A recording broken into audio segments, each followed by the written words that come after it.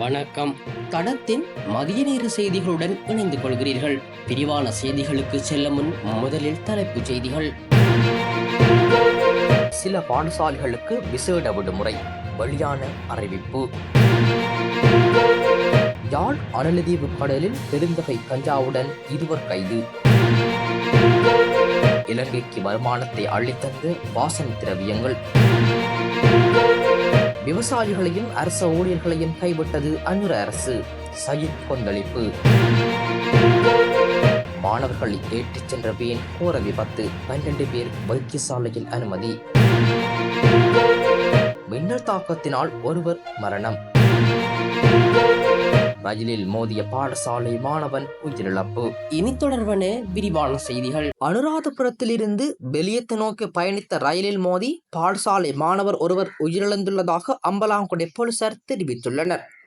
அம்பலாங்குடை கரிகந்த வாயிலுக்கும் கந்தேக்குட ரயில் நிலையத்திற்கும் இடையில் 52.5 தூணுக்கு அருகில் இந்த விபத்து நிகழ்ந்துள்ளது.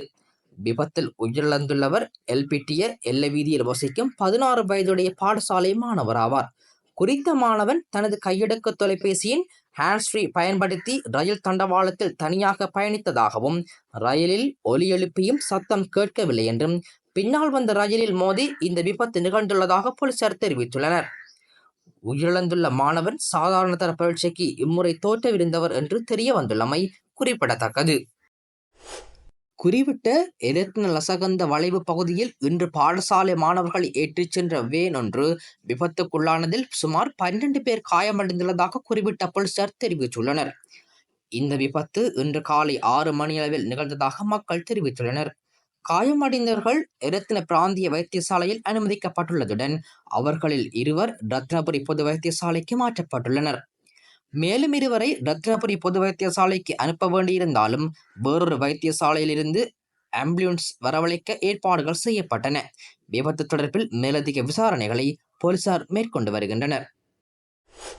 நிலவும் மோசமான வானிலை காரணமாக மின்னல் தாக்கத்தால் ஒருவர் உயிரிழந்துள்ளதாகவும் 5 மாவட்டங்களில் 178 குடும்பங்களைச் சேர்ந்த 726 பேர் பாதிக்கப்பட்டுள்ளதாகவும் அனர்த்த முகாமைத்துவ மத்திய நிலையம் தெரிவித்துள்ளது. காலி, ரத்னபுரி, கேகாலை, மொனராகலை மற்றும் யாழ்ப்பாணத்தில் பலத்த மழை, மின்னல், பலத்த காற்று காரணமாக மக்கள் பாதிக்கப்பட்டுள்ளனர் என்றும் அனர்த்த முகாமைத்துவ மத்திய நிலையம் தெரிவித்துள்ளது.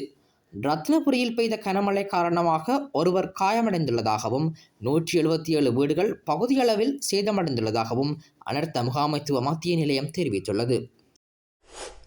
2024 ஆண்டில் வாசனை திரவிய பொருட்களை ஏற்றுமதி செய்ததன் மூலம் இலங்கை சாதனை வருமானத்தை ஈட்டியதாக ஏற்றுமதி விவசாயத்துறை தெரிவித்துள்ளது. சமீபத்திய வரலாற்றில் வாசனை திரவிய பொருட்கள் அல்லது ஏற்றுமதி விவசாய பயிர்கள் ஏற்றுமதி மூலம் கிடைத்த அதிகபட்ச வருவாய் ரூபாய் 89,217 மில்லியன் ஆகும். 44,262 மெட்ரிக் டன் ஏற்றுமதி செய்ததன் மூலம் இந்த அளவு அந்நிய செலவாணி ஈட்டப்பட்டது. இங்கு அதிக வருமானம் மிளகு ஏற்றுமதி செய்ததன் மூலம் கிடைத்தது. இதன் மூலம் ரூபாய் 51,524 மில்லியன் வருவாய் கிடைத்துள்ளதுடன் 25,978 மெட்ரிக் டன் மிளகு ஏற்றுமதி செய்யப்பட்டுள்ளது. இது மிளகு ஏற்றுமதியிலிருந்து இலங்கை இதுவரை ஈட்டிய அதிகபட்ச வருவாயாகும். மிளகு பெரும்பாலும் இந்தியாவிற்கு ஏற்றுமதி செய்யப்படுகிறது. ஆனால் அது ஜெர்மனி, நெதர்லாந்து போன்ற நாடுகளுக்கும் ஏற்றுமதி செய்யப்படுகிறது. இதேபோல் 8,852 மெட்ரிக் டன் பாக்கு ஏற்றுமதி மூலம் 11,598 மில்லியன் ரூபாய் வருவாய் ஈட்டப்பட்டது. 2,317 மெட்ரிக் டன் ஜாதிக்காய் ஏற்றுமதி செய்யப்பட்டு ரூபாய் 4,648 மில்லியன் அந்நிய செலவாணியை ஈட்டியுள்ளது. மேலும் மஞ்சள், இஞ்சி, காபி, ஏலக்காய், கராம்பு, வெற்றிலை, சோளம் மற்றும் கோவா உள்ளிட்ட பிற விவசாய பயிர்களின் ஏற்றுமதியிலிருந்து ரூபாய் 20,526 மில்லியன் வருமானம் கிடைத்துள்ளதாகவும் ஏற்றுமதி செய்யப்பட்ட அளவு 7,023 மெட்ரிக் டன் என்றும் உபுல் ரணவீர தெரிவித்தார். விவசாயிகளையும் அரச ஊழியர்களையும் முன்னணியில் வைத்து ஆட்சியை கைப்பற்றிய தேசிய மக்கள் சக்தி அரசாங்கம் விவசாயிகளையும் அரச ஊழியர்களையும் மறந்துவிட்டதாக எதிர்க்கட்சித் தலைவர் சஜித் பிரேமதாச குற்றம் சாட்டியுள்ளார்.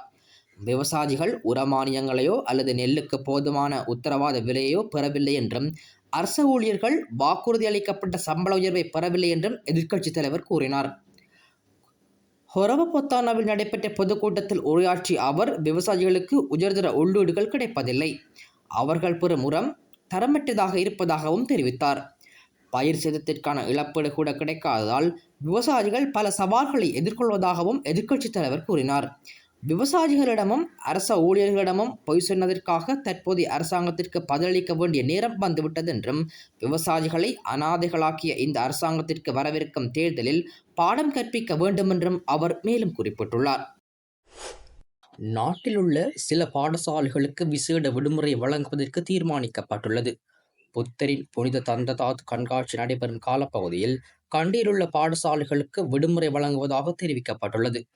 குறித்த நாட்களுக்கு பதிலாக ஏனைய நாட்களில் கல்வி நடவடிக்கைகளை முன்னெடுப்பதற்கும் முன்மொழியப்பட்டுள்ளது. கண்டி தலதா மாளிகையில் வைக்கப்பட்டுள்ள புத்தரின் புனித தந்ததாது கண்காட்சியினை எதிர்வரும் ஏப்ரல் மாதம் 18ஆம் தேதி முதல் 28ஆம் தேதி வரை 10 நாட்களுக்கு நடத்துவதற்கு தீர்மானிக்கப்பட்டுள்ளது. 2009ஆம் ஆண்டு இறுதியாக நடைபெற்ற இந்த கண்காட்சி 16 வருடங்களின் பின்னர் மீண்டும் எதிர்வரும் ஏப்ரல் மாதம் நடைபெறவுள்ளது. இதற்கமைய கண்காட்சியின் ஆரம்ப தினம் பிற்பகல் 3:30 முதல் மாலை 5:30 வரையிலும், ஏனைய நாட்களில் மதியம் 12 மணி முதல் மாலை 5:30 வரையிலும் புத்தரின் புனித தந்ததாது பொதுமக்களுக்காக காட்சிப்படுத்தப்படவுள்ளது. சில பாடசாலைகளுக்கு விசேட விடுமுறை, வெளியான அறிவிப்பு. யாழ் அனலதீவு கடலில் பெருந்தொகை கஞ்சாவுடன் 2 கைது. இலங்கைக்கு வருமானத்தை அள்ளித்தந்து வாசனை திரவியங்கள். விவசாயிகளையும் அரச ஊழியர்களையும் கைவிட்டது அனுர அரசு, சயித் கொந்தளிப்பு. மாணவர்களை ஏற்றிச் சென்ற வேன் கோர விபத்து, 12 பேர் வைத்தியசாலையில் அனுமதி. மின்னல் தாக்கத்தினால் ஒருவர் மரணம். ரயிலில் மோதிய பாடசாலை மாணவன் உயிரிழப்பு. இது போன்ற செய்திகளை தெரிந்து கொள்ள தடம் நியூஸ் சேனலை சப்ஸ்கிரைப் செய்து அருகில் உள்ள பெல் பட்டனை கிளிக் செய்யுங்கள். மேலும் இது போன்ற செய்திகளை உடனுக்குடன் தெரிந்து கொள்ள தடம் fm.com என்ற இணையதளத்தின் வாயிலாகவும் எங்களுடன் இணைந்து கொள்ளுங்கள்.